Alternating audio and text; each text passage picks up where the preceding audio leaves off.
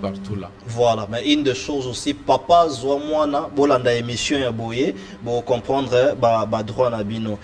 Hier, Tolexi Lagibino, un élément d'un grand notable au Congo central, les pasteurs, les pasteurs Jacques Bakoulou.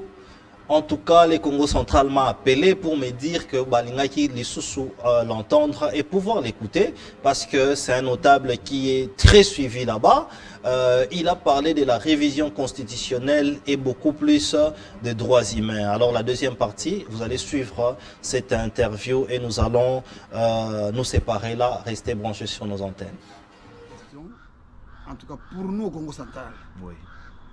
et moi surtout, je vais être sincère, moi et en tout cas presque tous les Nécons, on ne parle pas de la révision constitutionnelle. Pour nous, il faut changer toute la constitution.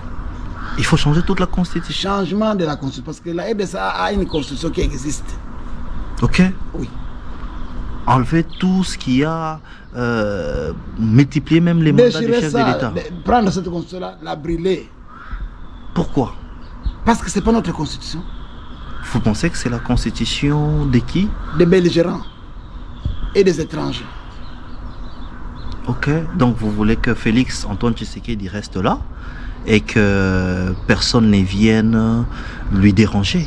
Parce que quand on change la constitution, rappelez-vous que c'est à l'avantage du président de la République qui est en place. Mais nous, on se pose une question. Pourquoi les gens doutent de Félix? Les gens qui ne veulent pas de Félix ne sont pas des Congolais. Ah bon? Félix, c'est le président des Congolais, c'est le candidat des Congolais. Bon, je vous donne une histoire. Hein. Oui. Le Congo central,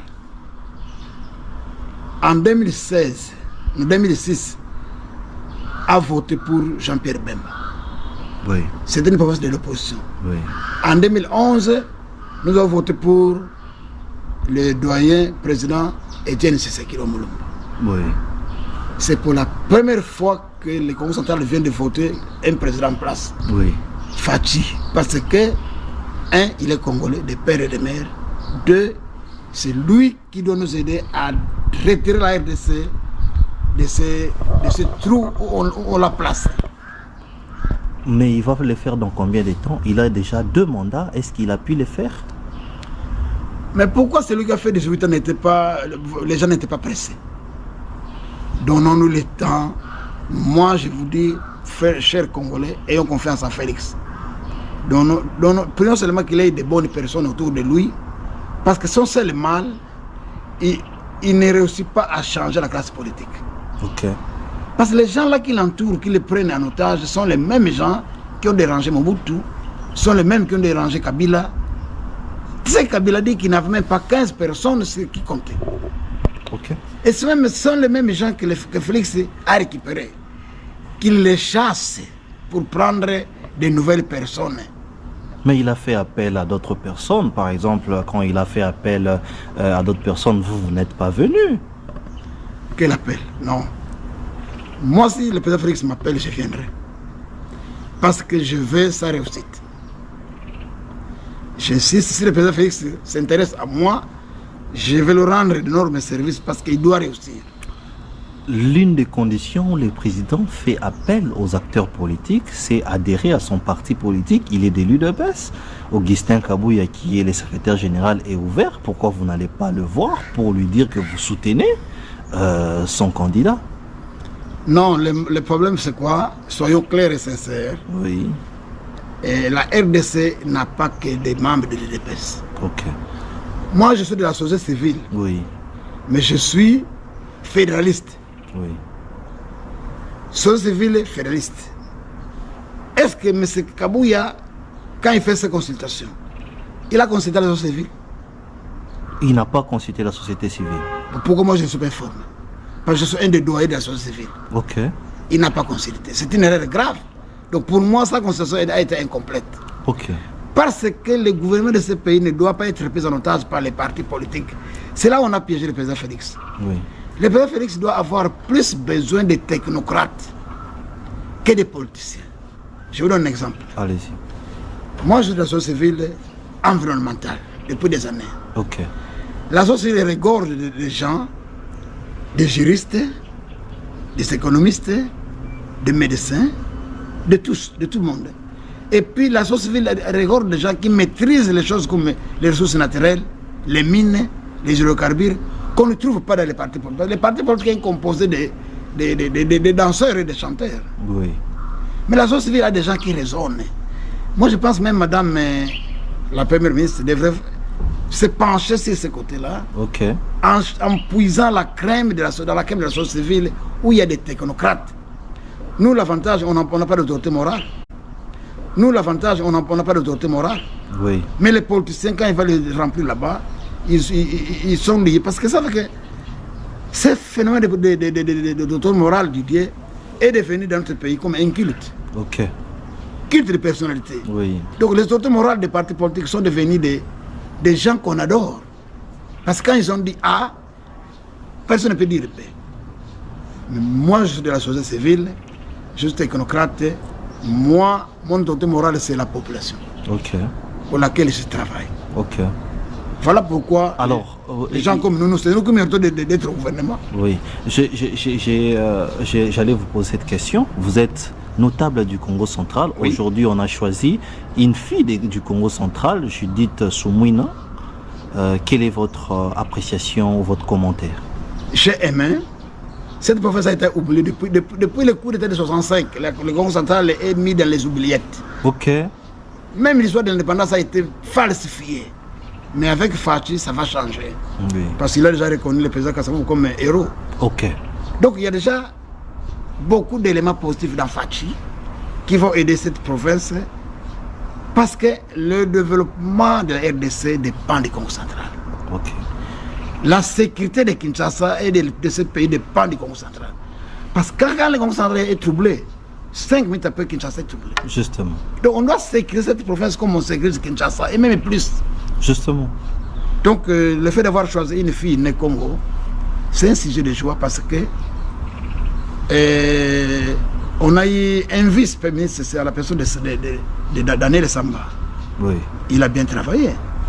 Il a bien travaillé. Et moi je pense qu'avec ces conseils, je lui demande de ne pas abandonner Madame Judith. Nous tous là, nous la soutenons.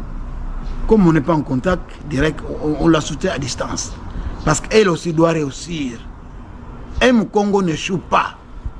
Maman Judith est obligée de réussir. Il doit se faire... Bon, ça je me permets de vous le dire. Oh, allez. Le mal est du chef de l'État et de nos premiers ministres. Ils sont souvent mal entourés. Oui. Ils donnent trop confiance aux membres des partis politiques qui sont liés à leurs autorités morales. Oui. Mais les gens qui sont indépendants, comme les technocrates de la société civile, n'ont pas d'autorité morale. Nous, c'est la population.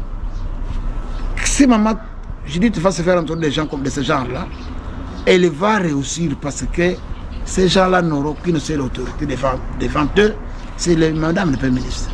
Justement. Alors, nous allons finir notre entretien, mais je vais quand même vous poser cette question sur l'offre de blocs pétroliers, une offre qui a été beaucoup de moindre. Ni la traçabilité. Oui. La RDC ne maîtrise rien. Nous n'avons pas d'usine de raffinerie. On a une raffinerie associée à Mwandala, oui. mais qu'on a fermée volontairement. C'est devenu un dépôt de carburant qu'on paye je ne sais où.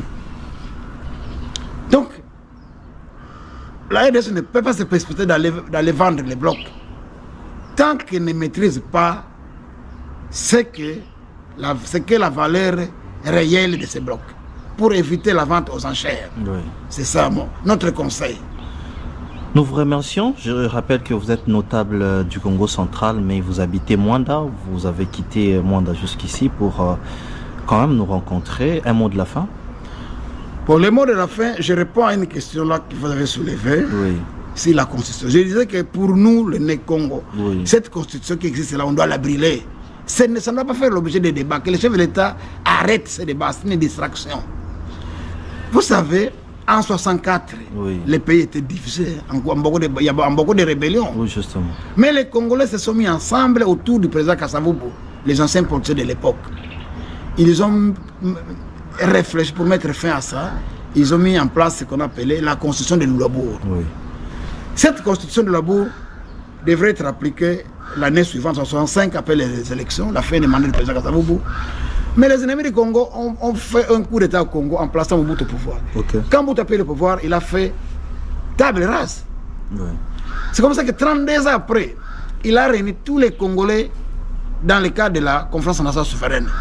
Et c'est là où les Congolais, ensemble, avec l'opposition, qui était dirigée par le fait Etienne Tshisekedi, ont réfléchi que pour aider le Congo, il faut récupérer la constitution de Lulabo. Ouais. Alors, ce que nous conseillons au chef de l'État, c'est d'avoir le courage de récupérer cette constitution-là, qu'Afrique est venue fouler aux pieds. Ok. Elle existe. Oui. Qu'on récupère cette constitution-là de Lulabour pour l'appliquer et les pommes du Congo vont prendre fin. Ok. Merci. Comme monde de la fin, Oui. je remercie la chaîne Oui. et je veux remercier Didier, mais je continue de féliciter Madame Judith parce que je lui ai fait la lettre. Je ne sais pas s'il a reçu ça, Oui. mais je la félicite. Qu'elle se réfère à nous, parce que nous avons la matière, Ok. et que le chef de l'État aussi se réfère à nous pour avoir de bons conseillers, Justement. qu'ils oublient les partis politiques qui sont pleins d'autorité morale.